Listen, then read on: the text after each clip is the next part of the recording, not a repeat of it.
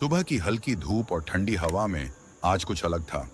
घर में रौनक थी, पर हवाओं में एक अनजानी खामोशी भी तैर रही थी। शादी का दिन था। आंगन में फूलों की लड़ी, रोशनी की चमक और शहनाइयों की मधुर आवाज। हर ओर उत्साह था। अमर सिंह तीनों बेटियों की तैयारी देख रहे थे। नंदिनी दुल्हन के लिबास में सजी थी, काव्या उसकी साड़ी ठीक कर रही थी और तान्या अपनी हंसी से पूरे घर को रोशन कर रही थी। पर उसी बीच छत पर वही कवि फिर दिखाई दिया। इस बार उसकी नजरें सीधी अमर सिंह पर थीं।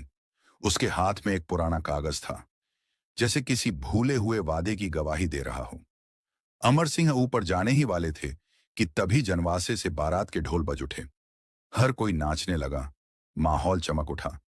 पर अमर सिंह का दिल बेचैन हो गया। विवाह मंडप सजा हुआ था, पंडित मंत्र पढ़ रहा था, फूल बरस रहे थे। नंदिनी ने वरमाला पहनाई तो हवा में घंटी सी गूंज उठी, ठन ठन ठन। सबने ताली बजाई, पर अमर सिंह ने ऊपर देखा। छत पर कवि अब नहीं था।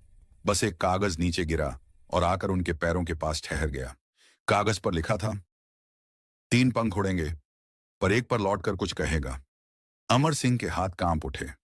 उन्होंने कागज मुट्ठी में दबा लिया और मुस्कुराने की कोशिश की, पर आंखों में डर और सवाल दोनों थे। रात के खाने के बाद जब सब थक कर सो गए, अमर सिंह छत पर गए।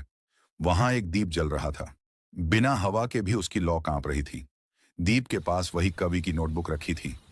अंदर लिखा था, हर कहानी का एक छुपा सच होता है, और वो सच आज खुलने वाला है। अमर सिंह ने पीछे मुड़कर देखा। छत के कोने पर तान्या की पायल पड़ी थी।